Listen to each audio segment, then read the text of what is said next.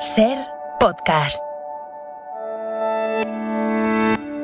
Dos estrellas de Hollywood vuelcan en la ficción sus preocupaciones como padres. George Clooney dirige The Tender Bar, una película que protagoniza su amigo Ben Affleck y estrena Amazon. Y Sean Penn se rodea de sus hijos en El Día de la Bandera, un drama que presentó en el Festival de Cannes. Son los dos estrenos más vistosos en una cartelera que comienza el año algo descafeinada, pero también hay espacio para los espías de la Guerra Fría, para la gastronomía francesa y el terror español. En series, una de cal y otra de arena. Tenemos un filosófico drama pospandémico, pero necesitamos comedia, y por eso venimos con dos de nuestras preferidas, Hawks y The Great. ¡Acción!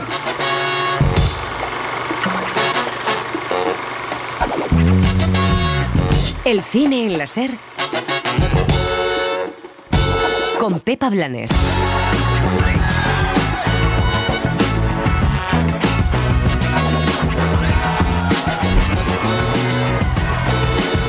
Arrancamos con dos actores y directores ya veteranos en Hollywood, pero que no acaban de encontrar su sitio. El primero es George Clooney, que estrena en Amazon The Tender Bar, un drama sobre la paternidad con Ben Affleck. Welcome. Your only uncle, so I'm also your favorite uncle, right? Sounds like some baby.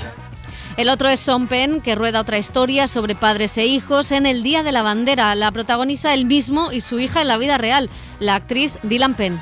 Para papá, el Día de la Bandera era como si todo Estados Unidos celebrase su cumpleaños.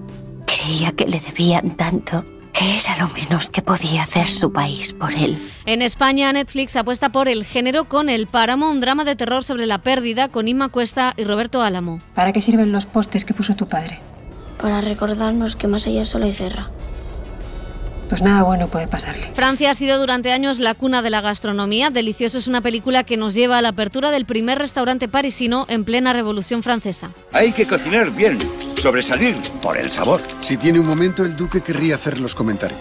Si Francia reivindica sus señas de identidad, Alemania sigue flagelándose por los errores de su pasado. El espía honesto es un thriller que nos sumerge en la RDA y las políticas de la Stasi. Es cierto que en aquel momento el trabajo que hacía me identificaba con la política. En televisión nos pasamos a la ciencia ficción con Estación 11, una serie donde una pandemia asola el mundo y que está protagonizada por Mackenzie Davis. ¿Internet existió de verdad?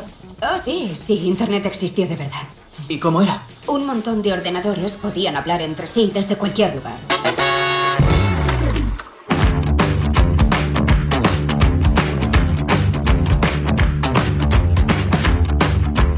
Took off in the dead of night, but before you did, got your hair combed right.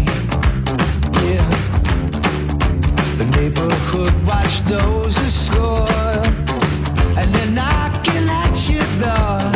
Let them knock some more. They're saying you need a little protection, but following the leader gonna turn you off a religion. It's calming down, the heart is cut. World wars in your mind. Long day and night, the heart is cut. We live on a knife. Here come that. Hola, ¿qué tal? Bienvenidos al Cine en la Ser. José Manuel Romero, ¿qué tal? Hola, ¿qué tal? Elio Castro. Hola, feliz año a todos. Hola, feliz Igualmente. año. Laura Martínez, ¿qué tal? Hola, ¿qué tal? Bueno, os propongo empezar por un referente del cine comprometido en Hollywood, George Clooney, que la verdad es que parece algo desenfocado en sus últimas películas como director. Dice el autor de Buenas noches, buena suerte, que le está costando que los estudios le financien películas, de ahí que sus últimos títulos pues hayan ido a plataformas. Después de estrenar Cielo de Medianoche en Netflix, llega ahora con su nuevo trabajo a Amazon Prime Video. Es The Tender Bar, una historia real, la del periodista ganador del Pulitzer J.R. Moringer, que creció de niño viendo a su tío, dueño de un bar y aficionado a la lectura, como única figura paterna. Ty Sheridan es el niño ya de adolescente y Ben Affleck el carismático tío. Your father is deadbeat. I'll take care of you. Teach you the male sciences. I saw you in the yard playing sports. You're not very good. Find some other activities. I like to read. You read enough of those? Maybe. You could become a writer. One more thing, very important. Never hit a woman, even if she stabs you with scissors. Got it. Dicen que Ben Affleck interpreta uno de los mejores papeles de su carrera, que ya es mucho decir. Su amigo George lo buscó para protagonizar esta historia. Ha sido una experiencia tremenda, esa colaboración entre actores. Cuando hay un buen material, un buen director y unos buenos compañeros, es la mejor suerte para un actor. Me gusta mucho cómo trabaja George, el ambiente que crea, y cuando te llega una oportunidad así, la tienes que aprovechar. Entiende a los actores y crea mucha afinidad entre nosotros. Es alguien que te hace mejor. Bueno, pues está nominado al Globo de Oro a Mejor Actor de Reparto, en unos Globos de Oro muy descafeinados. Como decimos, la historia habla de la paternidad, de la ausencia, temas que reconocía Ben Affleck en esta rueda de prensa, también marcaron su carrera.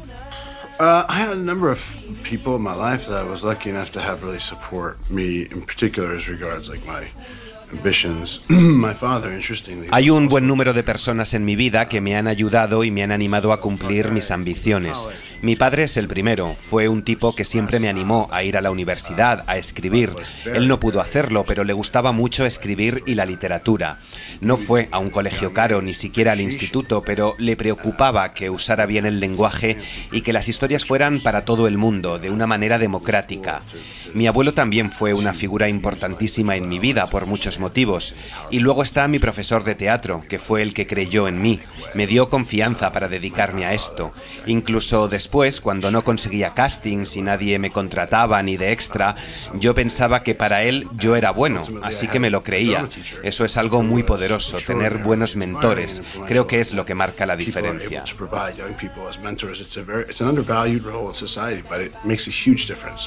Bueno, seguro que muchos estarán pensando quién es ese profesor de teatro que le animó a seguir al pobre Ben Affleck. Me gustaría preguntaros qué le pasa a George Clooney y un poco todas estas bromas con Ben Affleck, porque es verdad que Clooney no consigue, Elio, tuvo películas maravillosas, estuvo nominado al Oscar y sin embargo parece que ha perdido esa conexión con la actualidad. Sí, sobre todo eso, que daba una de cal y una de arena, ¿no? Porque Confesiones de una mente peligrosa, pues que era su primera película como director, pues era divertida y tenía ese trasfondo de espionaje político, que decir de Buenas noches y buena suerte, que es su mejor película, por la que todo el mundo le alabó, que tenía un trasfondo político y una denuncia del macartismo, pero también de la América de entonces, de los años 2000, 2005, y Los idus de marzo también tenía un trasfondo político, pero luego me parece que se ha dejado atrás ese trasfondo político para hacerlo sus películas más personales, y yo creo que ahí es donde patina bastante, ¿no? En fin, esperemos que en el futuro pues tenga otra vez esa nueva película que convenza a todos y que le posicione nuevamente como un director así de prestigio, pero de momento en las últimas películas no lo está logrando. Yo tengo la teoría, esto es teoría, no hay información ninguna de que posiblemente sea un padre pelma moderno, ¿no? Como ha sido padre ya a una edad más avanzada de lo habitual, a lo mejor,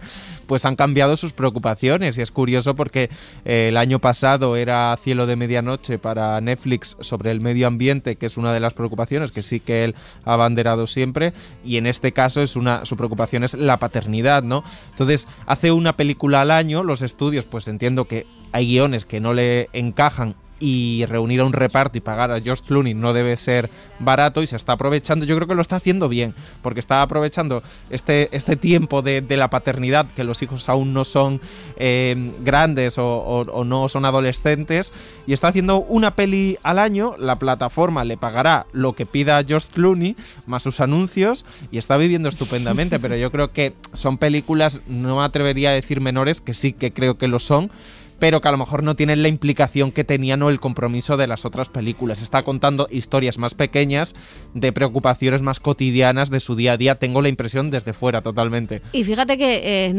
The Tender Bar es una película que no es mala. Bueno, Cielo de medianoche tenía bastantes ideas interesantes, no llegaba a ser o a romper nada ni a funcionar del todo. Y en The Tender Bar hay una cosa fantástica, y es que le regala un personaje bastante caramelo a Ben Affleck, que es un tío, un tipo con una personalidad muy dual, ¿no? Porque es un machirulo que está en un bar, pero a la vez es un tipo tierno que se encarga de los cuidados, a la vez es un tío que no tiene estudios, pero a la vez está cerca de la literatura. Y luego la la muestra, que yo creo que es lo más interesante de la película, que es lo que consigue hacer George Clooney muy bien, que es mostrar a toda una sociedad, ¿no?, que no tenía recursos, pero aún así pues creía en la literatura, creía en el arte, el mostrar toda una sociedad deprimida que sí puede tener una lectura similar a la América actual. O sea que la película tiene cosas interesantes y no es un fracaso del todo, pero por algún motivo no acaba, ni siquiera le considera, ¿no?, para la temporada de premios, cosa que es curiosa porque tampoco es que haga malas películas, ¿no? Y sin embargo no se queda ahí. Si os parece, vamos con otro director que tampoco le van muy bien las cosas. Vamos a ver. Es un actor veterano, metido a director también, también con un perfil similar, porque es una persona muy comprometida políticamente, con grandes trabajos a sus espaldas, incluso buenas películas como director, pero que no acaba de acertar en sus últimas propuestas. Con la anterior película, Sean Penn hizo hasta que cambiaran las normas del Festival de Cannes, ante las malas críticas que suscitó. Con El Día de la Bandera, que presentó este año, pues ha tenido mejor recepción, pero sigue sin convencer, con una historia también de paternidad, un padre, un ladrón que tiene una pésima relación con su hija. ¿Has pensado en la universidad? Supongo que aún es pronto. En realidad quiero estudiar periodismo. ¿Qué tipo de periodismo? De investigación, quizá. Me gusta.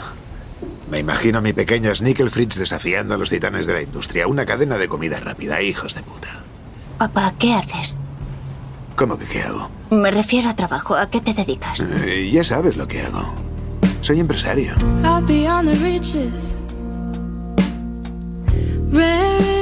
Bueno, pues él y su hija en la vida real, Dylan Penn, son los protagonistas y hablaban en el Festival de Cannes de la buena relación que había entre ambos y del contexto político en el que se movían estos personajes. The privilege that I've had in working in film and being a parent. Una de las cosas geniales del privilegio de trabajar en el cine y ser padre es que mientras hay periodos en los que estás fuera, muchos viernes, te vas de madrugada incluso, pero una vez has hecho tu trabajo, eres el único padre que está presente 24 horas al día, 7 días a la semana. Y ahí es cuando los niños se enfadan, porque estás todo el día en casa con ellos, decía en la rueda de prensa del Festival de Cannes. Bueno, pues estaba muy tierno Sean Penn en esa rueda de prensa junto a sus hijos. I think probably most of us have our fair Habló share de muchos temas, incluido de la pandemia, y decía que vivimos una época en la que el precio pagado por la humanidad, por la falta de empatía, es enorme. Mucha gente no demuestra ninguna empatía. Hoy en día tenemos nuestra propia naturaleza, todos tenemos nuestros defectos. Lo hemos visto desde hace 1 año y medio, en referencia a la pandemia, y corríamos el riesgo de seguir así si no desarrollábamos una empatía con todos.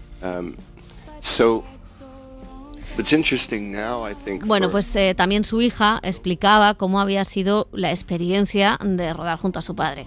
I feel like I grew up with very supportive, encouraging parents. Decía que ella había crecido con unos padres increíbles, Sean Penn y la actriz Robin Wright, y que le apoyaban, nada que ver con el personaje que interpreta de Jennifer.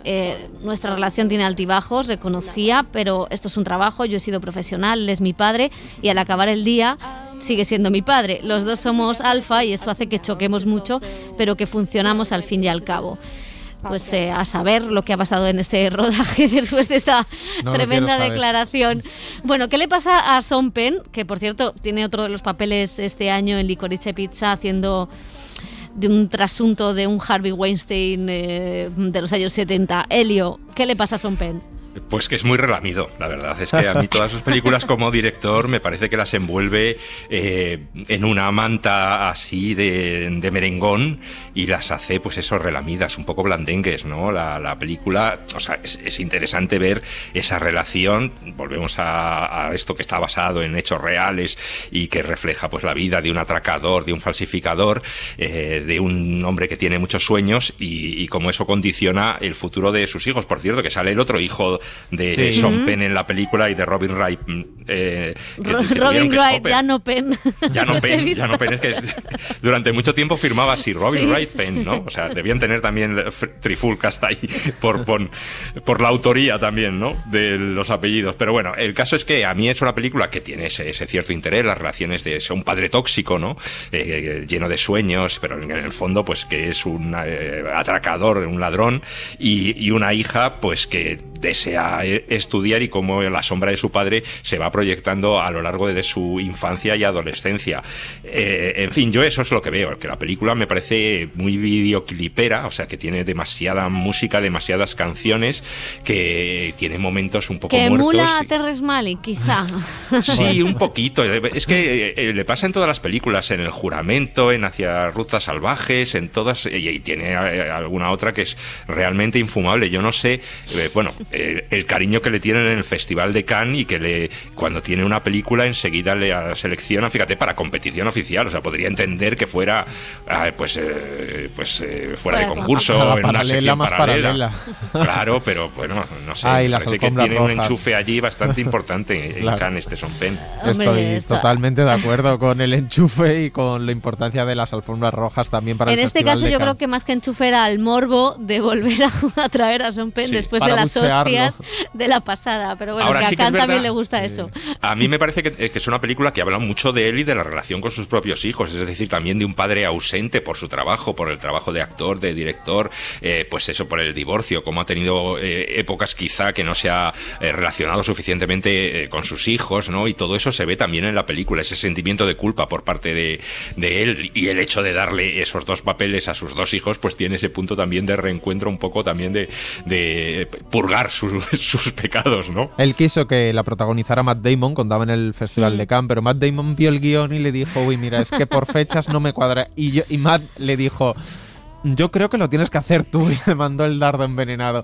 Bueno, pues coincido totalmente con Elio. A mí la parte que más me interesa de la película, ya lo apuntaba Elio, es pues esa transmisión, ¿no? Esa cierta herencia de cuando tienes un padre y la relación con tu padre, cómo te condiciona luego, pues casi moralmente o éticamente en tu vida, o qué se queda de eso en ti, pero no puedes entrar a esa historia ni tomártela mínimamente en serio, porque solo el inicio de la película, con esos planos poéticos y líricos que quiere hacer, con esa música, y luego ya te saca las pelucas, y la mezcla era una cosa llena de lugares comunes, de impostado, ¿no? No tiene credibilidad la película, ni siquiera la historia que te quiere contar, por la propuesta visual, por la música y por todo lo que rodea a la historia, que yo creo que exigía algo mucho más áspero y más crudo. Total, porque fíjate, a diferencia de Clooney, que creo que es buen actor y es buen director, aunque quizá no acierte o no, se haya pasado la moda, a lo mejor también, que Hollywood también pasa en estas cosas.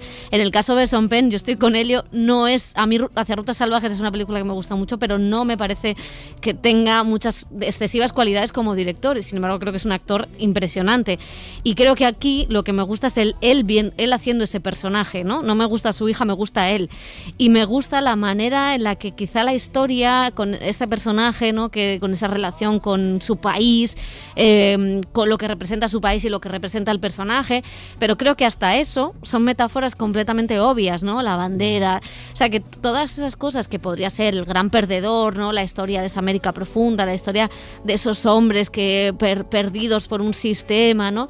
Y sin embargo ni siquiera desarrolla todo eso, ¿no? Y la relación padre-hija, pues sí, es el morbo de verlos a ellos, pero tampoco me parece que tengan nada... Y es que la hija es flojita. La hija es flojita, sí. Como actriz. No es... Bueno, en fin. Vamos ahora con un estreno español, es El Páramo, que es un drama de terror que estrena Netflix y que dirige David Casademunt. Es una historia íntima sobre relaciones también de padres e hijos y los miedos que se generan. Ima Cuesta, Roberto Álamo y el joven actor Asier Flores, a quien vimos en Dolor y Gloria, son una familia que vive aislada del mundo en el campo, en la España del siglo XIX, atemorizada por la presencia de una criatura aterradora. Cuéntame otro cuento. Venga, a ver, ¿cuál? El del pastor y el ogro. ¿Ah? El del diablo de los tres pelos. Cuenta la leyenda que existe una bestia maligna. Esa historia no, por favor. Existe una bestia maligna que camina por el mundo en busca de las personas más frágiles. Salvador. No vuelvas a interrumpirme. Y con su director, el debutante David Casademunt, que pasó por el Festival de Sitges, hemos charlado de miedos, de terror y de referentes. El miedo siempre ha sido el tema principal de la película, la gestión del miedo, cómo el miedo nos crea monstruos en la cabeza, y la gran pregunta es, ¿podemos vencer estos monstruos o podemos convivir con ellos o de una forma no dañina o dañina? Entonces, bueno, esto todo surge de mis miedos, de los miedos que viví en una etapa de mi vida de adolescente. ¿Qué ha pasado? ¿Qué era, mamá? No sé. Creo que se ha escondido ahí detrás de los arbustos. Estaba más cerca que ayer, ¿no? Los ojos de la película son los ojos de Asier, el niño protagonista, ¿no? Asier Flores, el actor, que tenía 11 años cuando rodamos la película, y se podría leer la película como un relato sobre pasar del mundo de la infancia al mundo adulto a través de una experiencia traumática, como es lo que él vive a lo largo de la película, ¿no? ¿Dónde vas? Al corral. No puedes salir. ¡Diego! ¿Quién manda en esta casa? ¡Te estoy hablando!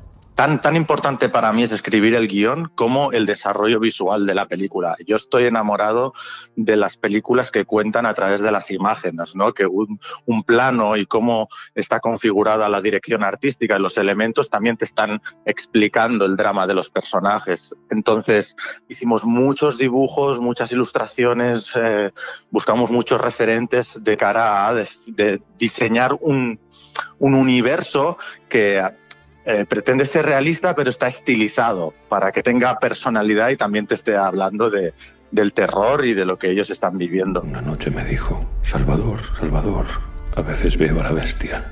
Yo creo que esto lanza una buena pregunta, que es ¿qué es el terror? ¿Qué nos da miedo? Porque cada uno seguramente tendríamos una respuesta completamente diferente. Entonces, en esta película conviven dos tipos de terror, que es el terror paranormal y el terror en relación a cuando tus seres queridos, bueno, dejan de ser ellos mismos, ¿no? Y pueden llegar a hacer cosas inesperadas, ¿no? Eso es otra película de terror, sin duda. No tienes por qué hacerlo si no quieres, cariño. Tiene que aprender a ser un hombre.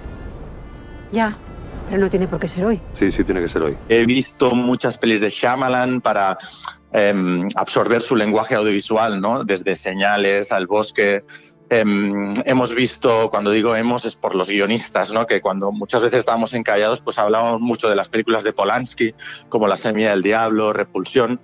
Y a mí personalmente hay un director que me gusta mucho en cómo dibuja a través de la cámara pues todas las secuencias, que es una respuesta sorprendente seguramente, pero es Mel Gibson. El Mel Gibson, director de Braveheart, de La Pasión de Cristo, de Apocalipto, me fascina cómo rueda y para mí es un súper referente. Mel Gibson como referente mola siempre. Me acuerdo de los monólogos de Ricky Gervais sobre Mel Gibson en los Globos de Oro y ya no puedo pensar en nada más. ¿Qué tiempos? ¿Qué tiempos aquellos en que había Globos de Oro, había monólogos y Ricky Gervais podía decir las burradas que decía una y otra vez. ¿Qué tal el Páramo, José? Pues bueno, tiene cosas interesantes. Yo creo que lo más cojo es el guión posiblemente. Hay una propuesta visual, hay una iconografía incluso de figuritas, de metáforas, ¿no? Con esa especie de espantapájaros o palos puestos para no salir del límite, que no solo es un límite geográfico, físico, por seguridad en torno a el aislamiento voluntario para estar lejos de la guerra, sino también un aislamiento mental, ese desamparo en el que viven, esa soledad emocional del niño, y en el fondo es una coming on age en forma de terror, ¿no? Porque sí. Es el viaje iniciático de un niño, pero claro, con demasiado terror el pobre chico, que está bien, Asier Flores. Pero yo creo que aparte de toda la propuesta visual, que no está mal, que tiene cosas interesantes, como casi toda la película llega un momento en el que es dentro de la casa, o tienes muchas ideas o eso se hace muy reiterativo y pesado. Yo creo que ahí es donde la película pues va en picado hacia el final, que a mí deja de interesarme tanto, porque la relación de madre e hijo no da para tanto si no tienes un buen guión o surgen algunos temas más allá que esa bestia, ¿no? No, claro, y luego esa España que podría ser la España de Goya por Total, imagen o sí.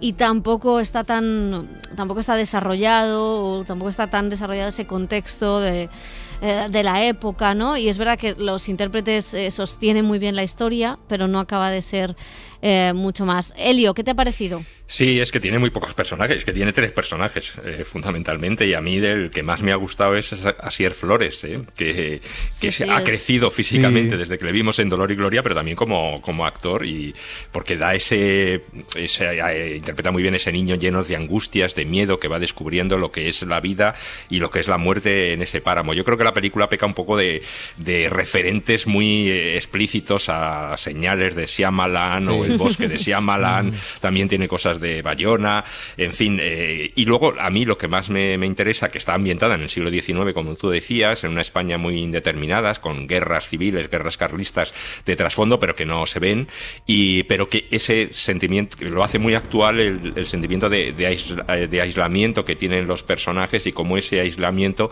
puede degenerar en problemas mentales, ¿no? Y eso lo conecta mucho con lo que estamos viviendo ahora, ¿no? Totalmente. Bueno, vamos a seguir con una película de Netflix que llega solo a algunos cines y dentro de unas semanas llegará a la plataforma. Es Múnich en vísperas de una guerra, un thriller histórico dirigido por Christian Sorsow. George McKay y Jeremy Irons protagonizan esta historia de dos amigos, un inglés y un alemán, envueltos en un complot diplomático mientras Hitler amenaza con ir a la Segunda Guerra Mundial. Me parece que el nombre de Paul von Hartmann le suena. Sí, señor. Estudiamos juntos en Oxford. Obra en su poder un documento. Es una película muy interesante sobre los momentos previos a la guerra y cómo se comportaron las potencias aliadas, cómo confiaron en Hitler en un primer momento y cómo había toda una oposición alemana a la política de Hitler que no tuvo suerte en sus planteamientos. Y también sobre el pasado de Alemania tenemos esta semana El espía honesto. Es un drama de espionaje basado en hechos reales, en los de un científico que quiso desertar del servicio de inteligencia de la RDA en plena Guerra Fría. ¿Dónde vivirás ahora? ¿En casa de Corina? Porque tu piso ya no lo tienes, ¿verdad? Ya tengo otro piso. Oh. Hoy me dan las llaves. ¿Tan rápido? Sí. Es que viene con el nuevo puesto. ¿Y qué harás exactamente? Aún no está claro. Bueno, más o menos. Es complicado. Investigaré. Hay una Corina, pero no todo parecido con la realidad. No, la Corina. O una Corina alemana también. No nuestra Corina, exactamente. ¿Qué tal El espía honesto? Bueno, pues a mí la verdad es que es una película... A mí las de espías me gustan mucho, no es la vida de los otros, ¿no?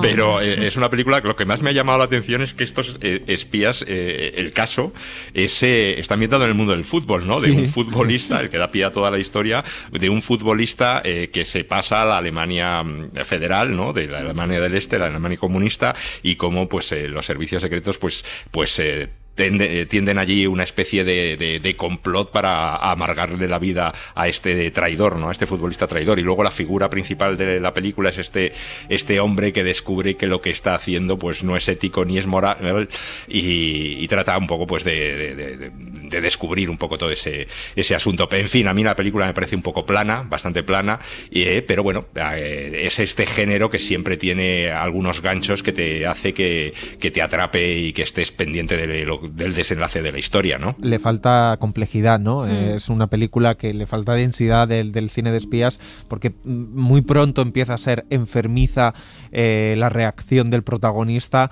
a cómo casi se infiltra en su vida, ¿no? En todos los ámbitos de su vida, los servicios secretos y las condiciones del contrato de confidencialidad que ha firmado mientras hacen cosas muy macabras con ese futbolista y su mujer. Y creo que salvo algunos detalles, pues bueno, es una película que se deja ver, pero con la cantidad de películas que hay de la Guerra Fría, del cine de espías, pues se queda en tierra de nadie. Bueno, pues si el cine alemán revisa su historia reciente, marcada, como decimos, por la tragedia, el cine francés reivindica sus señas de identidad.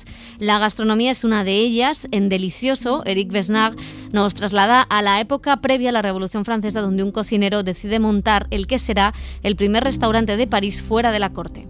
Manserón, los platos estaban perfectos. ¿Y qué nombre reciben estas empanaditas? Deliciosos. Las trufas y las patatas son buenas para los cerdos. ¡Nos ha tomado por gorrinos! Discúlpese. ¡Manserón! Y con su director ha hablado Laura Martínez. Laura, ¿qué te contaba el director sobre esta película gastronómica? Bueno, pues efectivamente, como tú ya nos has comentado, nos traslada a unos meses antes justo del inicio de la Revolución Francesa, y a él lo que él comentaba era que a él lo que le interesaba no era tanto aquellos restaurantes que surgieron en la capital, en París, sino todos aquellos que salieron de las provincias, ¿no? Entonces también dice que es una reflexión alrededor del modelo francés, que ya sabemos que la sociedad francesa, en concreto la burguesía francesa, como muchas otras occidentales, vive a base de esas apariencias, y él dice que la Revolución Francesa era para él como como un hilo para hablar sobre este tema, pero a través de la gastronomía, lo cual pues nos trasladaba como a un escenario más original. Y él también comentaba una cosa muy interesante, a él siempre le han interesado mucho los movimientos sociales, y decía que en el siglo XVIII el precio del pan fue una de las causas, la elevación del precio del pan fue una de las causas que generó la Revolución Francesa, y bueno, pues muchísimo tiempo después también se vio cómo pues las manifestaciones de los chalecos amarillos surgieron en cierta medida también pues por el aumento del precio de la gasolina. Entonces, de alguna forma, Delicioso como que dialoga con un pasado y un presente que a él le interesaba mucho. ¿Y la película qué tal? Pues la película es muy original. A mí es verdad que me parece que a veces le falta un poco de ritmo, que es un poco tediosa, pero bueno, para las últimas coletazos estos de la Navidad puede ser una buena propuesta. Espíritu navideño. Exactamente. Ya pues, no, ya se acabó. Ya se ha acabado, la apuntamos. Y vamos a terminar con un drama amoroso. ¿Qué hacemos cuando miramos al cielo? Es una película georgiana sobre una pareja que decide tener una cita después de varios encuentros fortuitos, pero un día ambos han cambiado de apariencia y son incapaces de reconocerse.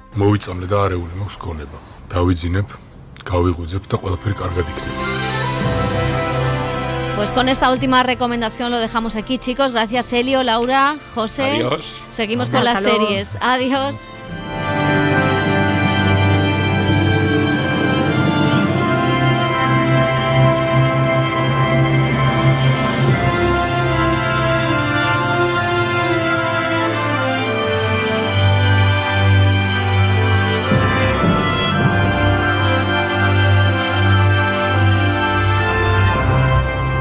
El cine en la SER con Pepa Blanes.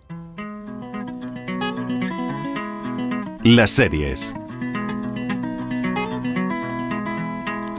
Well, it ain't no use to sit and wonder why, baby. Even you don't know by now. And it ain't no use to sit and wonder why, baby. It'll never do somehow. When your rooster crows at the break of dawn, look out your window and I'll be gone. You're the reason I'm traveling on, but don't think twice, it's alright. Primera semana del año, también en la televisión. Esta Navidad hemos pasado tiempo en casa, algunos en el campo, no miro a nadie, tampoco han faltado series para acompañarnos. Dani Garrán, ¿qué tal? En el campo los dos, ¿no? Bueno, sí. En el campo. Somos muy rurales y... Sí, por eso está música también. Claro, y este tono de piel que la gente no ve, pero es rural. Pero que se sepa. En fin, no voy a hacer comentario a eso. Las plataformas es cierto que han reservado algunos estrenos para las vacaciones. Y bueno, pues si queríamos escapar un poco de la pandemia, la verdad es que el primer título que tenemos no nos ayuda a ello. Estación 11 es la nueva serie posapocalíptica de HBO Max. Sí, pero lo bueno es que en ella no hablan ni de datos de incidencia ni de toques de queda, que yo he acabado con la cabeza como un bombo esta Navidad. Pero bueno, Estación 11 es una miniserie que parte de una pandemia causada por un virus que diezma la población mundial hasta dejar muy pocos supervivientes. A partir de 2 líneas temporales conocemos la historia de cómo surge esta infección y cuál es la vida en la Tierra 20 años después. ¿Internet existió de verdad? Oh, sí, Internet existió de verdad. ¿Y cómo era? Era, a ver... Un montón de ordenadores podían hablar entre sí desde cualquier lugar. Y podías enviar mensajes y fotos y... Podías leer cualquier libro, ver cualquier película, encontrar a quien quisieras. Suena genial. Sí.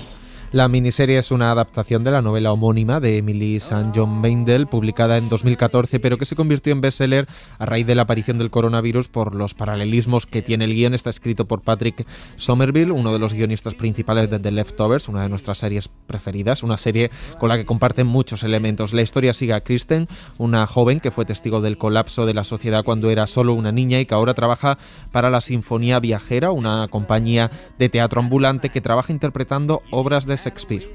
Lo habéis hecho. Nos habéis devuelto a la vida. Nos daba miedo estar aquí fuera. Desde que él vino. La Sinfonía Viajera no le asusta nada. Somos artistas. Vivimos aterrorizados. No lo parecéis, la verdad.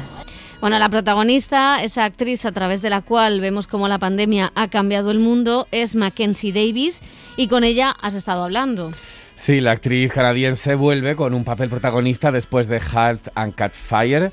Aquí es Kristen, esa joven que vivió el cambio radical en el mundo y que ha tenido que hacerse de nuevo a sí misma y aprender a sobrevivir. Esto nos contaba.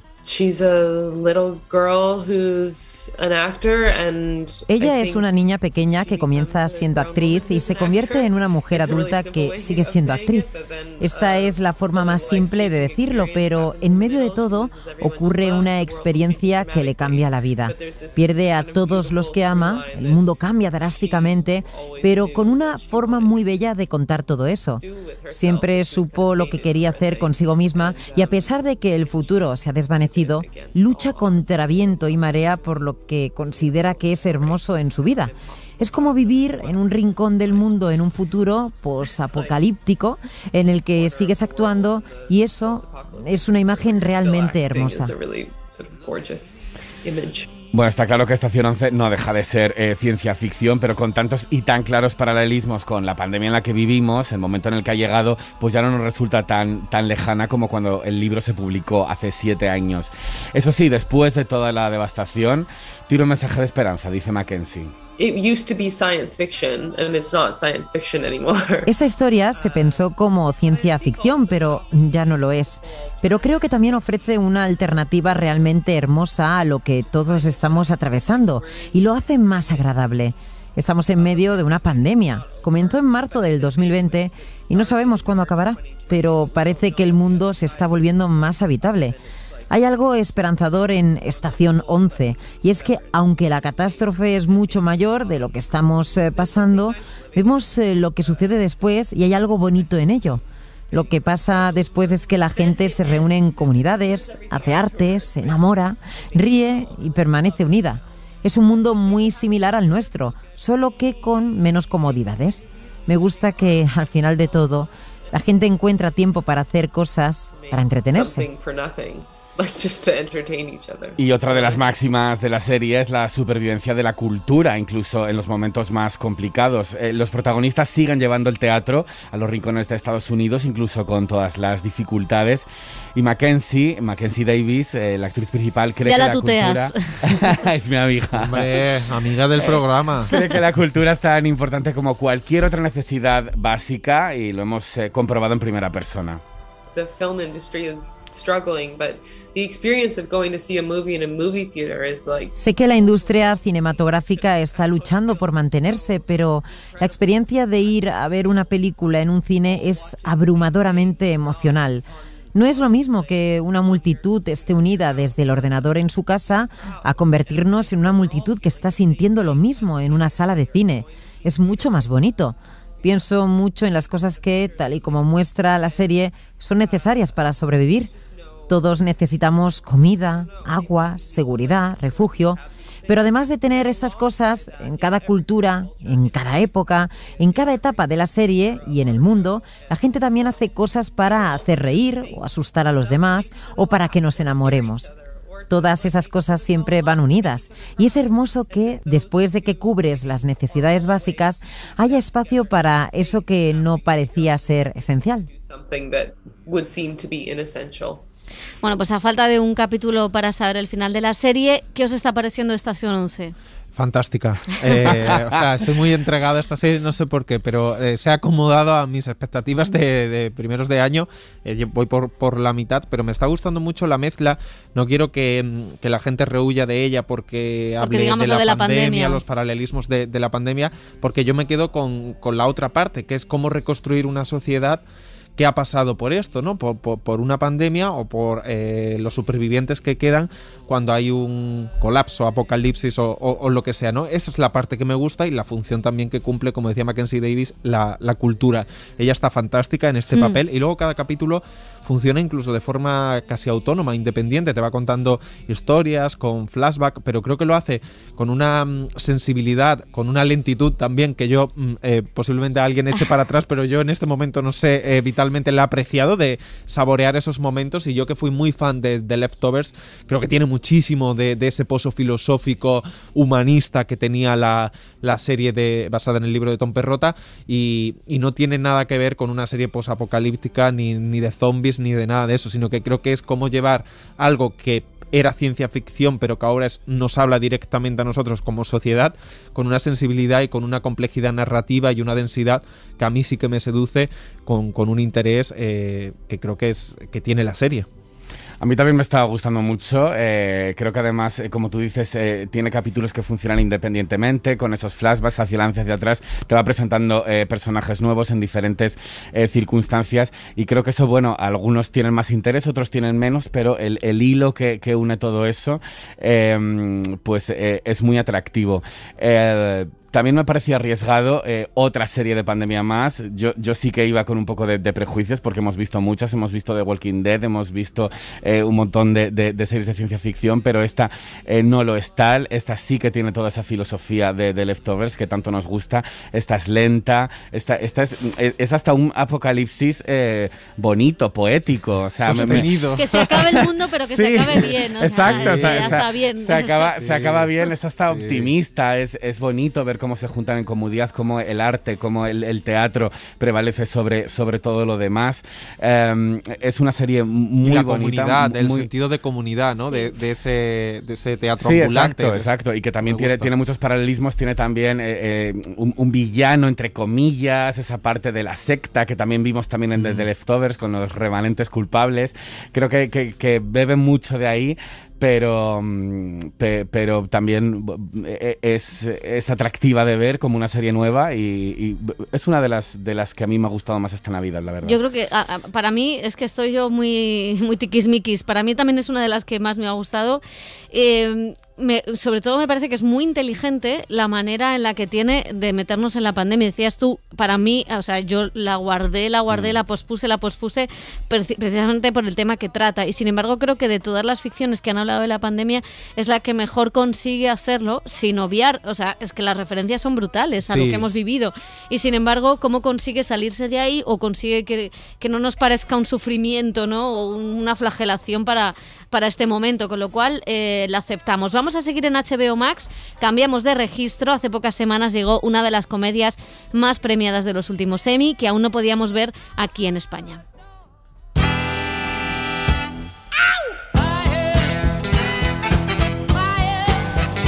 Sí, es la comedia que se repartió todos los premios con Ted Lasso. Ganó dirección, guión y mejor actriz protagonista para Jan Smart, que no ha podido tener un mejor año con este gran papel y con la interpretación de la madre de Kate Winslet en Mare of Easttown. Smart en Hacks es Deborah Vance, una legendaria monologuista de comedia que tiene su espectáculo propio en Las Vegas desde hace décadas. Ahora, con su show en horas bajas, se ve obligada a actualizar su repertorio y a colaborar con Ava, una guionista millennial que ha sido cancelada en Twitter por una broma. Tuiteé una coña sobre un senador que sigue en el armario y que envía a su hijo a un campamento de terapia o no sé qué, y se montó la de Dios. Luego un cabronazo encontró no sé qué chorrada que dije cuando tenía 20 años y lo perdí todo. Ahora nadie quiere contratarme, ni siquiera tú, fíjate. Así que sí, mi vida anda jodidilla. Oh, tu vida anda jodida. Espabila. Yo ando así todos los días. Además eres guionista, ¿a quién le importa? Resulta que le importa muchísima gente y ha supuesto un problema de la hostia para mí. Bueno, esta es... No es perra de Satán. No, casi. Esta es Hannah Einberg, es la otra actriz protagonista que hace de esta guionista a la que nadie quiere contratar en el primer papel de su carrera.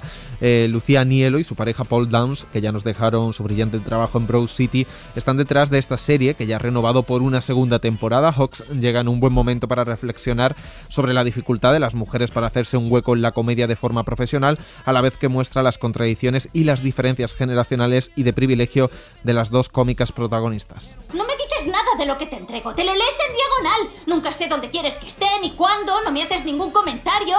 Me lo estás poniendo difícil.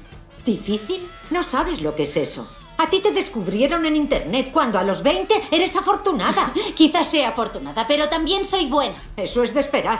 Ser buena es lo mínimo, es el punto de arranque. Tienes que ser mucho más que buena. Y aunque seas genial y tengas suerte, debes trabajar la hostia de duro. Y aún así eso no basta. Hay que picar piedra y no terminas en la puta vida. y cada día es más duro.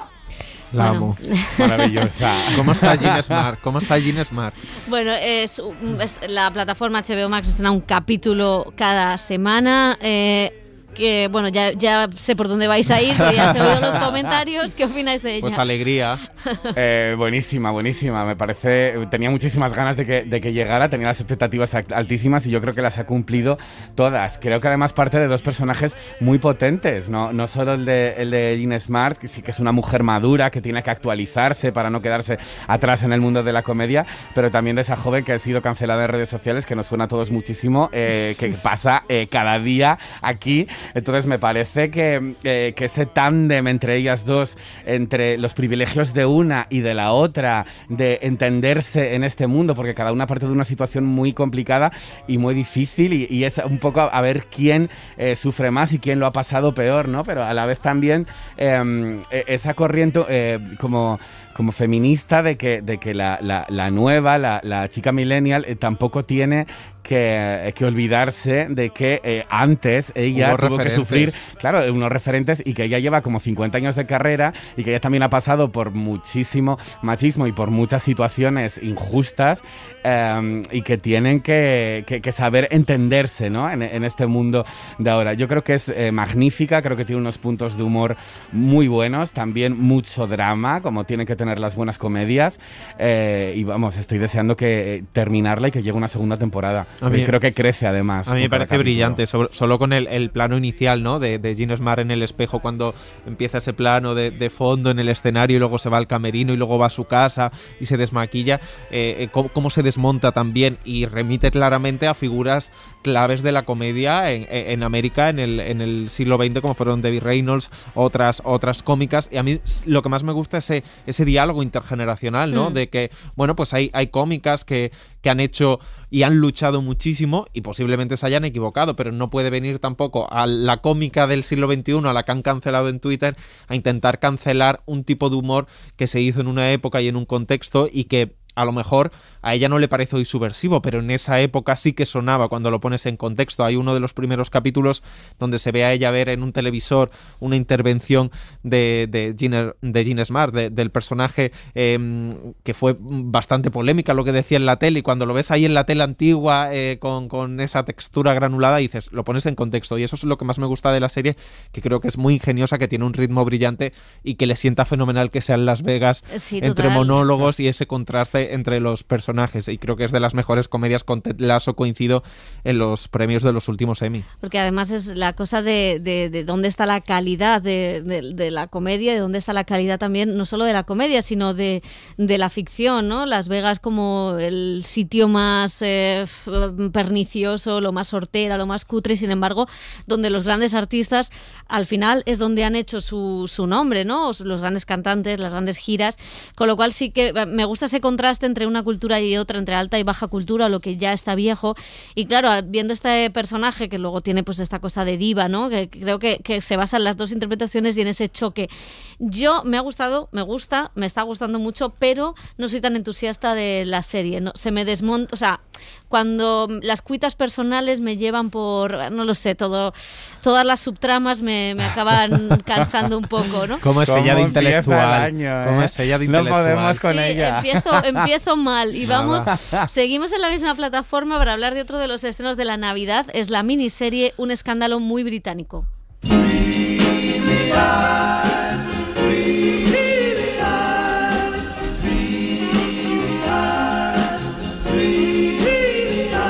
Pues sí, este es el culebrón, lo tengo que admitir, que me acompañó en el sofá la tarde del 1 de enero.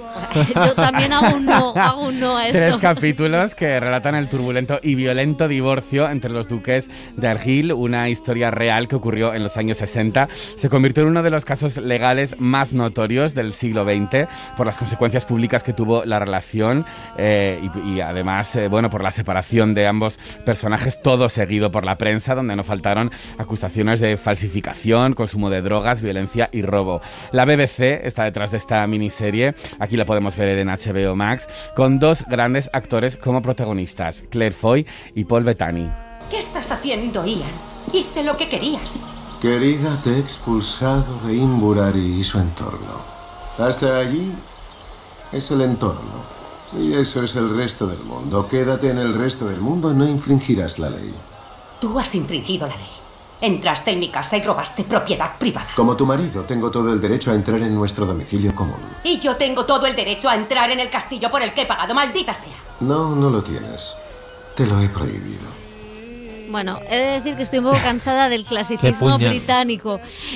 Me parece fantástica que cuenten una historia, la historia de esta mujer, ¿no? A la que toda la sociedad le da la espalda, todo el tema de la cosa sexual, ¿no? Tan escandalosa siempre todavía ahora.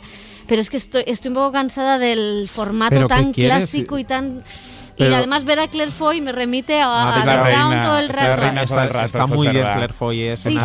Para este tipo de papeles yo creo que encaja perfectamente está muy bien. Y en el tono británico. Pero es que la burguesía, es que en España nadie hace series sobre la burguesía española, entonces tendremos que ver las británicas, que es lo que nos queda, porque solo vemos a franceses tomar vino en apartamentos imposibles y a aristócratas británicos. Es lo que nos ha dejado el Brexit. Bueno, yo creo que es mucho más floja que si lo podemos considerar esta serie antología, ¿no? De la primera parte de A Very English Scandal, que estaba Hugh Grant, fantástico en ese caso, también escándalo sexual que hubo en el Parlamento británico. Esta es más floja, más culebrón, más culebronesca, pero como dice Dani, bueno, vienen días de frío, esperemos que no de Filomena, y oye, con un té, unas pastitas, un buen culebrón y salseo británico se deja ver. Lo bueno es que son 3 capítulos, pero sí que le veo más las costuras y que hay cosas que no me gustan tanto, sobre todo especialmente de guión. Luego lo envuelven todo muy bien los británicos con su fanfarria, ¿no? Que tienen y la pasta de la BBC. Sí, creo que es un poco más soporífera, creo que a la parte del montaje se le ven, como dices, las costuras. Creo que podía haber estado montada de una forma mucho más atractiva. Al final es una historia, pues a mí me engancha, o sea, todo ese divorcio, todo lo malos que son los unos con el uno con el otro, porque Claire Foy también es un personaje que se las trae, o sea, es malísima, una burguesa es mentirosa, es que en y España va por el dinero, todo así. Creo que ellos tienen una química brutal, o sea, los dos me parece que, es que en lo España hacen de 10. Estamos desaprovechando, Mar porque Flores esto lo podría hacer Bárbara Rey. Bueno, sí. Bárbara Rey. Una serie sobre Bárbara Rey, por favor. Después de que pase, bueno, ya no va a pasar por el Senado. Vamos a hablar ahora de un regreso, el de nuestra reina favorita, con permiso de Olivia Colman en The Crown. Es Catalina la Grande, que ha vuelto con la segunda temporada de The Great. Don't you know you're queen? We are. Pues sí, porque estamos acostumbrados a ver reflejada la realidad en la televisión, a ver esa burguesía como hemos visto en la serie anterior, pero nunca de forma tan satírica, divertida y original como hace Tony McNamara con esta serie sobre el ascenso al poder de la reina Catalina en la corte rusa del siglo XVIII. Después de quitar el trono a su esposo, nos encontramos con una reina más segura de sí misma, dispuesta a todo para conseguir un país más igualitario y llevar a sus dominios la ilustración. El reparto sigue siendo uno de los puntos fuertes de esta serie de Stars Play, con una Elle Fanning comodísima en ese personaje tan cómico y con tanta química con Nicholas Hoult y con Gillian Anderson, la actriz invitada que hace de la madre de la reina. Quizá tenga que matarlo. Quería que lo supieras. Yo deseo que viva. Y si podéis no llevaros una vida y seguir logrando lo que anheláis, ¿por qué llevárosla? Solo los hombres son necios para hacer eso. Esa es la razón por la que provocan su propia destrucción. Son como seznos atrapados en un barril. Todos tienen cuchillos. Bueno, esta yo no la he visto todavía, pero eso sí que os encanta. Disfruto muchísimo. Yo disfruto muchísimo viéndola porque es que están fantásticos ellos. Creo que nunca Elle Fanning ha estado tan divertida, pasándoselo tan bien en pantalla desde hace muchísimo tiempo, pero le acompaña también Nicholas Hoult y es divertidísimo ver cómo retuerce Tony McNamara, el guionista de La Favorita, cómo retuerce toda la historia para acomodarla a lo más bruta que puede ser, cómo se matan entre ellos y cómo van desapareciendo personajes porque se los cargan, son muy brutos, y yo creo que es una de las grandes comedias que lo único malo es que dura casi 1 hora y eso se le va a hacer pesado en la trama, y yo la dejaría en media y más condensada para ser mucho más efectiva. Sí, se hace un poquito larga, pero yo creo que también su mejor baza está en la mezcla de géneros, ¿no? Cómo va rápidamente desde la comedia a lo más dramático, a la comedia negra, y vuelve otra vez a matar gente por el mero hecho de matar. Y para terminar, rápidamente un vistazo a otro de los estrenos, una serie del universo Star Wars que ya hemos empezado a ver en Disney+.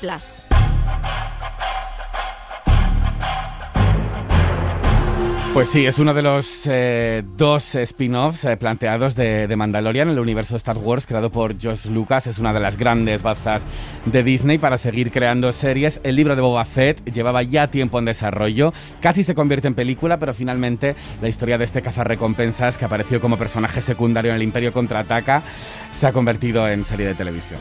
Ya la iremos comentando Sí. poco a poco porque lleva emisión semanal, así Sí. que ya hablaremos de todos los spin-off que hay Y preparados. dices que iba a ser película, claro, después del fracaso de Han Solo no podía ser película, así que lo vamos a dejar aquí. Gracias, chicos. Terminamos siempre. el Cine en Láser y con esta música épica le damos las gracias a Carlos Nicolás, que ha estado en la realización, y a José Manuel Romero y a Laura Martínez en el guión y en las redes sociales. Hasta la semana que viene. Adiós.